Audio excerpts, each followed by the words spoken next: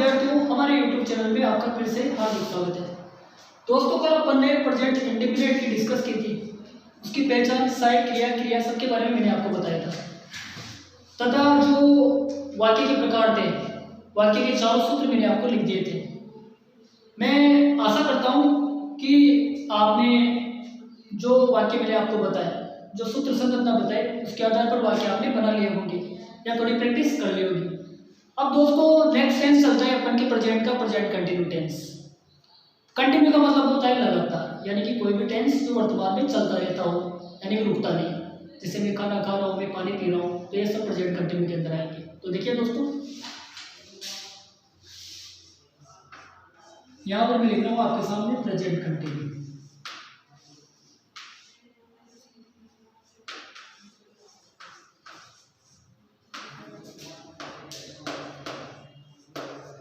जिस प्रकार अपन ने प्रेजेंट इंडेफिनिट टेंस की पहचान लिखी, सहायक क्रिया लिखी, क्रिया लिखी, उसी प्रकार अपन भी उसी प्रकार इसकी भी पहचान क्रिया, सहायक क्रिया लिखेंगे तथा चारों सूत्र लिखेंगे। ध्यान से देखना। तो सबसे पहले पहचान, जिस टेंस के वाक्यों के अंत में या जिस टेंस के हिंदी वाक्यों के अंत में रहा है, रही है, रहे आदि आते हैं, वो प्रेजेंट कंटिन्यू टेंस होता है। लिखो आप, जिस टेंस के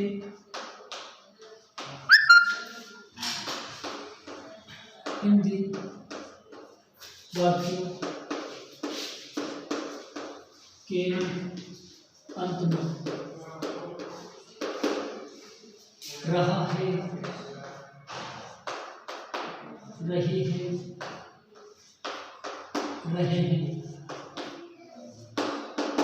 आदि आते हैं,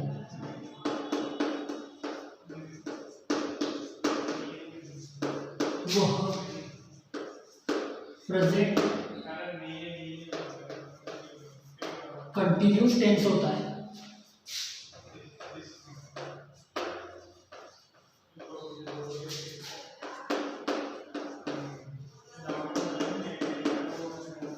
अब दोस्तों, मैंने आपके सामने प्रेजेंट कंटिन्यू की पहचान लिखी है। प्रत्येक वीडियो, जो भी वीडियो में यहाँ पर आपको दूं, प्रत्येक वीडियो में आपको रजिस्टर साथ में रखना है तथा नोट करना है और समझना है। वीडियो को अंत तक ध्यान से देखना है तथा घर पर बड़े प्रैक्टिस करनी है सब, क्योंकि अपन जानते हैं जो अंग्रेजी होती है, अंग्रेजी एक डिफिकल्ट लैंग्वेज मानी जाती है। इसकी संरचना सिंपल टू कॉम्प्लेक्स होती है, यानी कि सरल से जटिल की ओर। सबसे पहले इसे सिंपल रूप में लिखा जाता है। यूं नहीं कि अपन डायरेक्ट बुक को स्टार्ट कर दें, क्वेश्चन को स्टार्ट कर दें, ग्रामर को स्टार्ट कर दें। ग्रामर के पहले भी टेंस, ग्रामर का पार्ट ही है टेंस, लेकिन सबसे पहले अपन जानते हैं कि जैसे अपन टेंस को अगर ढंग से पढ़े तो ग्रामर का काम आसान हो जाता है। और प्रत्येक जो भी अंग्रेजी की एक्टिविटी जो थी वो बढ़िया हो जाती है।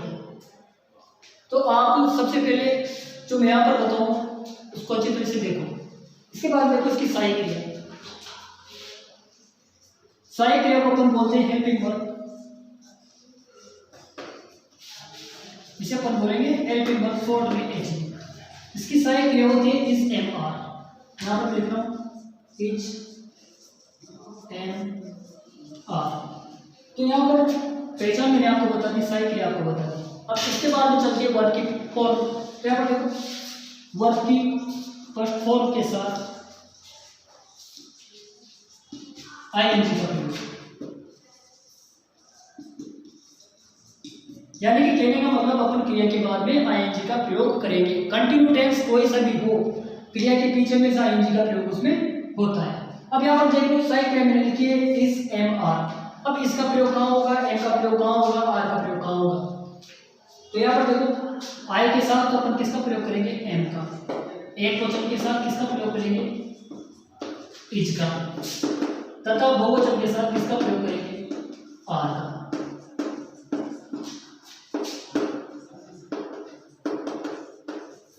तो इस प्रकार अपन सहायक क्रिया का प्रयोग करेंगे। कहने का मतलब आई के साथ एम, अगर करता आई है में तो एम का प्रयोग होगा। एक वचन है ही सी इट तो उसके साथ इज का प्रयोग होगा, या कोई का नाम हो तब इज का प्रयोग होगा। बहुवचन के साथ जैसे यू वी दे, जो बहुवचन होते हैं उनके साथ आर का प्रयोग होगा।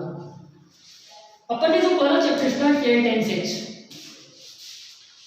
स्टार्ट करने का मेरा मकसद यही है कि सबसे पहले आप प्रत्येक टेंस की पहचान देखो, क्योंकि अपन जानते हैं कि बीच बीच में अपन जब लेसन पढ़ते हैं तो लेसन में क्वेश्चन आंसर आते हैं, क्वेश्चन आंसर में पहचान आती है पीछे, तो पहचान को देखो आप। जैसे वाक्य के अंत में ये शब्द आ रहे हैं तो वहां पर प्रेजेंट कंटिन्यू टेंस को यूज कर दो।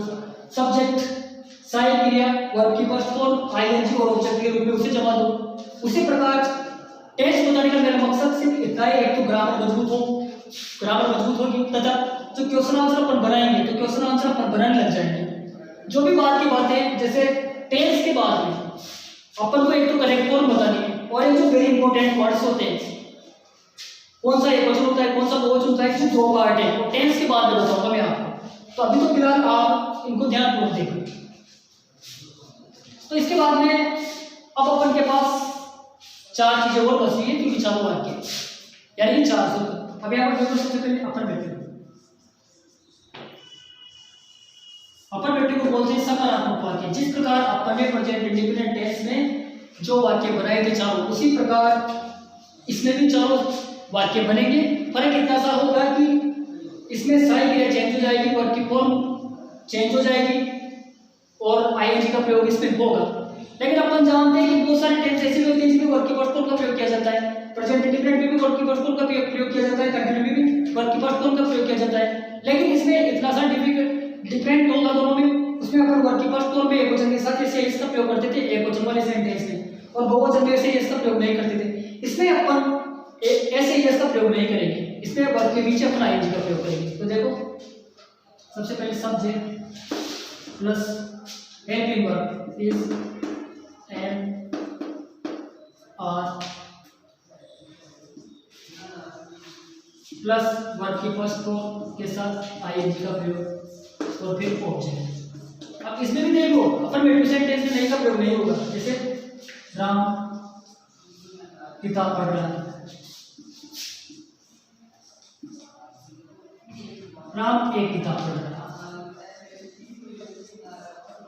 जैसा कि अपन जानते हैं कि एक बार में एक ही किताब पढ़ता है, कोई भी सब्जेक्ट को एक बार में 2 किताबें तो पढ़ नहीं सकते। तो यहाँ पर मैंने एक लिख दिया है। तो देखो राम, अब यहाँ पर सब्जेक्ट का काम किसने किया, नाम है।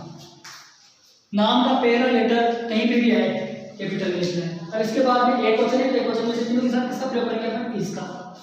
इससे छोटा लिखवा है सूत्र में अपन लिख सकते हैं। सूत्र की सरलता लिखी, आगे कैसे बढ़ी लिखी है सब यहाँ लिख सकता हूँ मैं। लेकिन सेंटेंस में जब अपन सेंटेंस बनाएंगे तो केवल आगे का लेटर कैपिटल में, बाकी सब छोटे। नाम कहीं पर भी है उसका आगे का लेटर बड़ा होगा। तो राम इज, और इसका क्रिया देखो पढ़ रहा है, पढ़ना क्या बोलते हैं, रीड। यहाँ पर लिखते हैं मैंने रीड।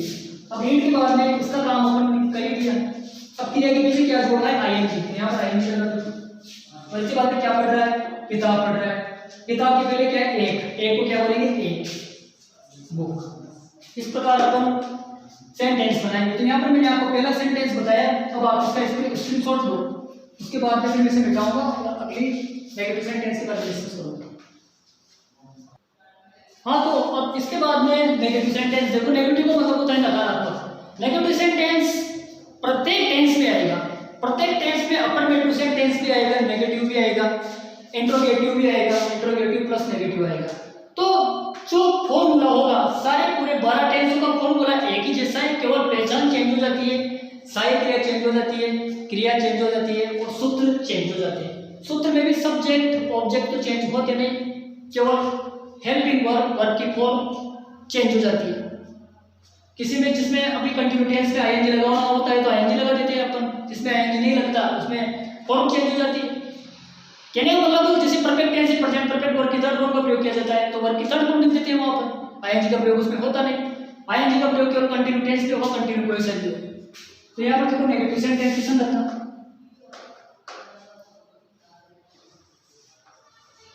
नेगेटिव का मतलब होता है नकारात्मक। तो यहाँ पर देखो, सबसे पहले सब्जेक्ट, उसके बाद इज ए वर्ब, उसके बाद अपन करेंगे नोट का प्रयोग प्लस वर्ब की फर्स्ट फॉर्म के साथ आईएनजी का प्रयोग और फिर ऑब्जेक्ट का प्रयोग। देखो यहाँ पर जैसे तुम दिल्ली नहीं जा रहे हो,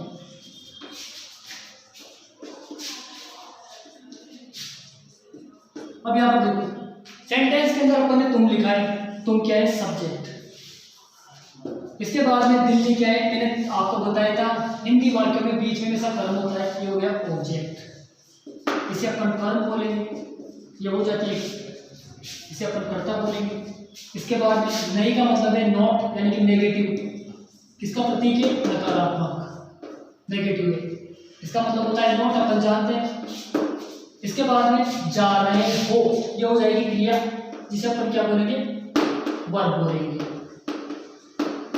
तो यहाँ पर हिंदी वाक्य में देखो जो ऑब्जेक्ट होता है वो बीच में आता है और क्रिया कहाँ पर चली जाती है पीछे। जबकि अपन इंग्लिश में जब ट्रांसलेशन करेंगे तो क्रिया कहाँ पर आती है बीच में और कर्म कहाँ पर चला जाता है पीछे। अब जो मैंने यहाँ पर वाक्य लिखा है सूत्र आपके सामने है, इसमें देख लो आप। सबसे पहले सब्जेक्ट क्या है सेंटेंस के अंदर, सबको पता है तुम्हें, तुमको क्या बोलते हैं यू। इसके बाद में एक वचन माना जाता है, बहुवचन माना जाता है। हिंदी में एक वचन होता है और बहुवचन भी होता है। यू का मतलब तुम भी होता है एक वचन, और यू का मतलब तुम सब भी होता है बहुवचन। लेकिन अंग्रेजी में इसमें बहुवचन की वर्ब लगाई जाती है, इस बात को ध्यान दो। इंग्लिश में क्या माना जाता है, बहुवचन माना जाता है। तो यहाँ पर देखो यू, इसके बाद में आर, इसके बाद में नोट का प्रयोग अपन करेंगे।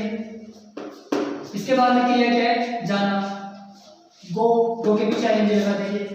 जहां पर गो आता है वहां पर प्रीपोजिशन आएगी। उसके बाद में किसका प्रयोग करेंगे अपन कर्म का। तो दिल्ली को क्या बोलेंगे, दिल्ली बोलेंगे।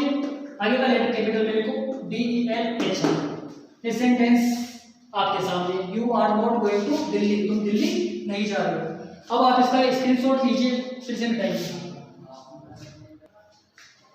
अब देखिए इंट्रोगेटिव सेंटेंस। इंट्रोगेटिव को अपन प्रश्नवाचक के रूप माना जाता है कि नहीं, मतलब इंट्रोगेटिव का मतलब प्रश्नवाचक वाक्य होता है। यानी कि ऐसा सेंटेंस मैंने कल भी बताया था आपको पहले वाले वीडियो में, जो प्रीवियस वीडियो था। लास्ट के जो दो सेंटेंस चलते हैं उनमें क्या का प्रयोग होता है, नोट वाले में नोट लगा देते हैं लास्ट वाले में। तो यहाँ पर देखो इंट्रोगेटिव,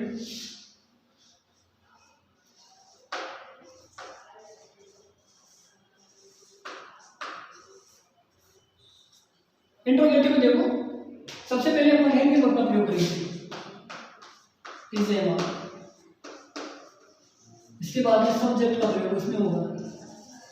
इसके बाद में किसका प्रयोग करेंगे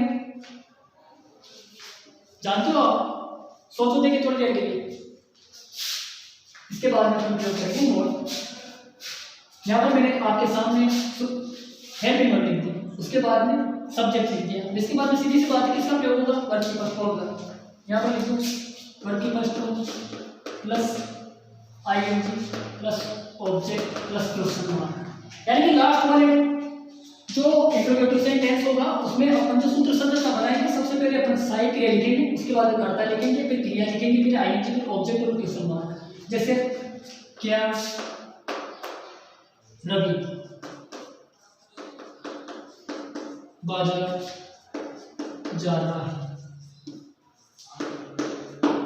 क्या रवि बाजार जा रहा है। तो यहाँ पर देखो अब अपन जो सेंटेंस को अपन बनाएंगे तीनों में से अपन को एक चीज लगानी है। यहाँ पर किसके अनुसार लगाएंगे, कर्ता के अनुसार। कर्ता यहाँ पर क्या है सब्जेक्ट। देख लो सब्जेक्ट क्या है यहाँ पर आपके सामने रवि, रवि एक वचन है, तो एक वचन है तो अपन एक वचन के साथ किसका प्रयोग करते हैं इसका, जैसा मैंने आपको बता दिया। इसके बाद में रवि, उसके बाद में क्रिया की फर्स्ट फॉर्म क्या है जाना, तो गोइंग हो गया। इसके बाद में टू लगा देंगे और बाजार को क्या बोलेंगे मार्केट, पीछे क्वेश्चन मार्क लगा। इस प्रकार वाक्य बन जाएगा। अब इंट्रोगेटिव प्लस नेगेटिव देखो,